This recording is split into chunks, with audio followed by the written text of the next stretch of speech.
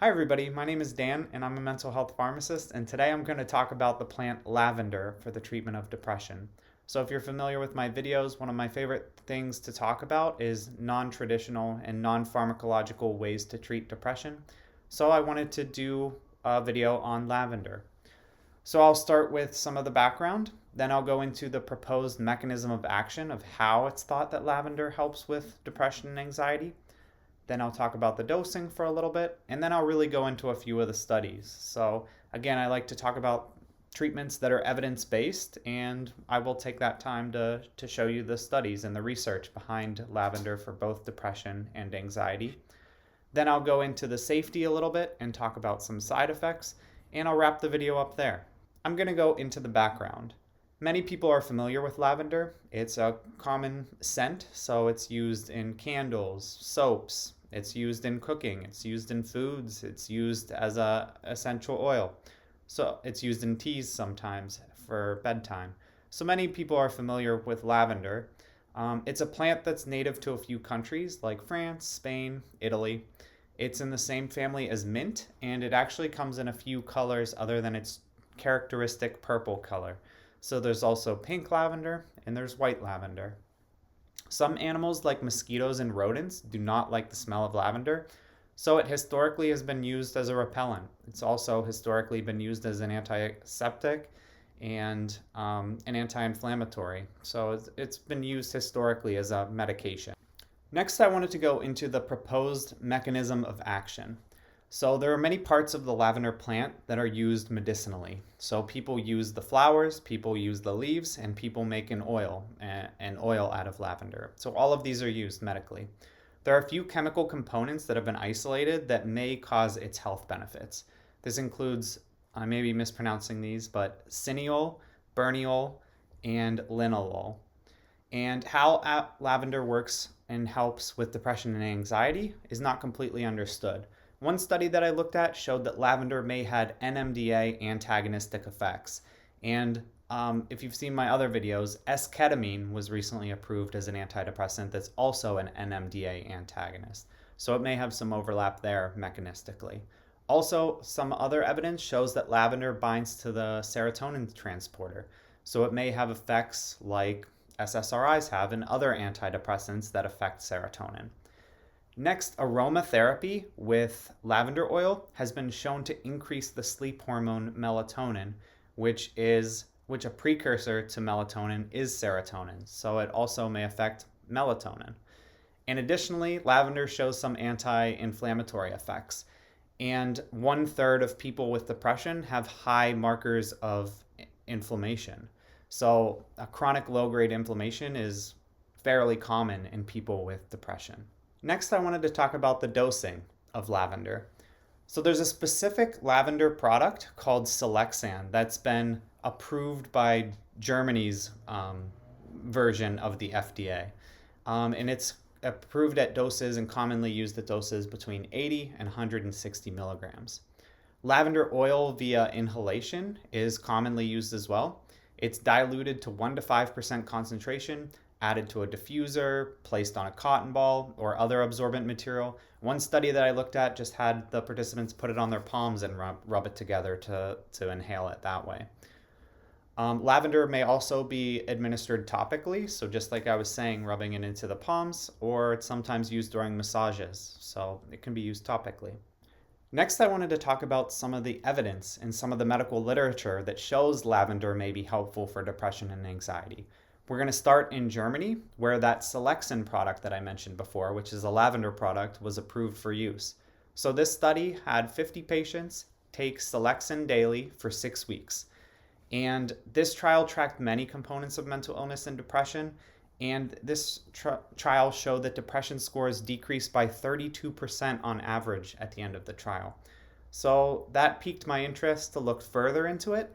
And next, I wanted to see if there were any studies that compared lavender to commonly used treatments for depression, such as antidepressants.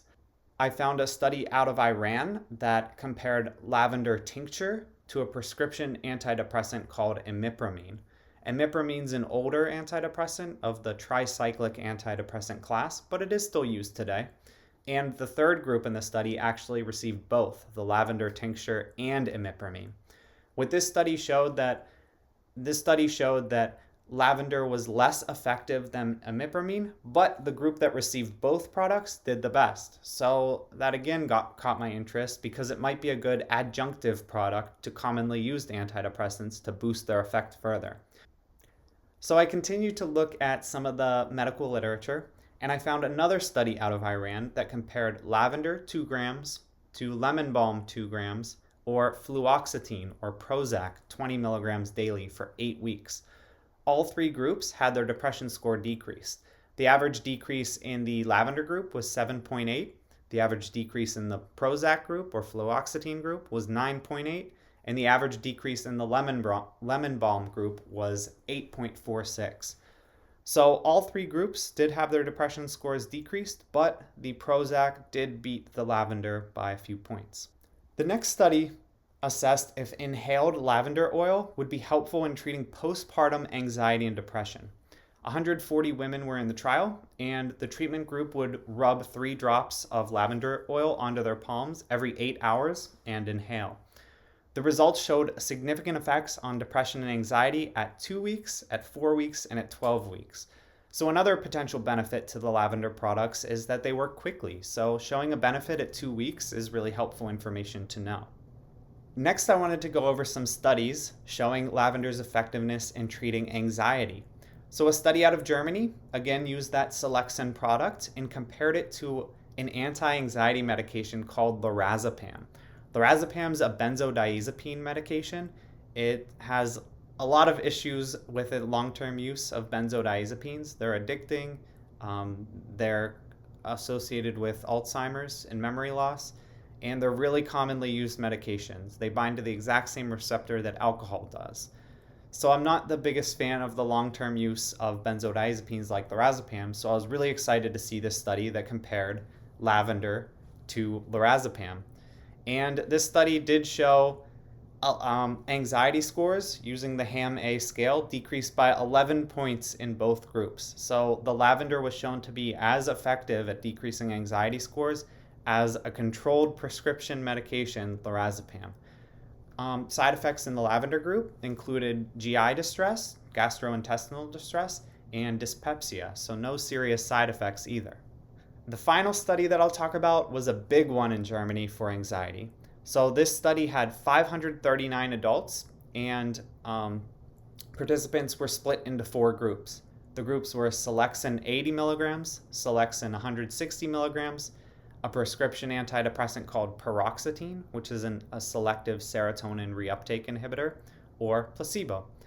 The study was 10 weeks long and again used the Hamilton Anxiety Scale to track changes. And here are the results. So the HAM-A total score decreased by 14 points for Selexin 160, 12 points for Selexin 80, 11 points for paroxetine, and 9.5 points for placebo. So this study showed that Selexin had the highest drop, the biggest drop in anxiety scores, even compared to a prescription SSRI medication. Next, I wanted to talk about safety. So even with natural plant-based products, it's still important to assess for side effects and for safety. Think of something like poison ivy. So plants can be dangerous too. Natural things can be dangerous too. Think of something like arsenic. So I wanted to look at the safety of lavender. The FDA has given lavender GRAS status, and that means generally recognized as safe, so it can be used as a food product in the United States. Using lavender in medical amounts is considered to be possibly safe by Natural Medicine's database. So oral lavender has been used safely for 10 weeks in studies. Topical lavender oil has been used safely for 7 months in studies, and inhaled lavender has been used safely for 12 weeks in studies. Medical interactions, I couldn't find too many, but I did find that lavender may potentiate the effects of other medications that are sedating, because lavender's most common use in medicine isn't anxiety and depression, it's actually insomnia. So the final thing I wanted to talk about is side effects. Lavender, though, is considered well tolerated for the most part. Some common side effects that I could see in the studies were burping, constipation, diarrhea, and headache. Topical side effects include the possibility of an allergic reaction, and some rare but serious side effects included heart palpitations and a condition called gynecomastia, which is the development of breast tissue generally in males. So I hope this video was helpful in talking about lavender for the treatment of depression and anxiety. We started with some background, then we talked about the mechanism of action and how it's not completely understood at this point. Then we talked about the dosing and how that differs if the product is being used orally or, say, inhaled. Then we talked about the effectiveness based on medical literature. So it seems that as though lavender has some efficacy in treating depression, but this may be less than prescription antidepressant medications. We then talked about the effectiveness for anxiety, and this seems to have a little stronger evidence, and it was doing just as well as the prescription medications. Finally, we talked about safety and how there's some side effects to be aware of, with the serious ones being heart palpitations and gynecomastia, and that's everything. So I hope this short video was helpful in talking about lavender for depression and anxiety, and thanks so much for watching.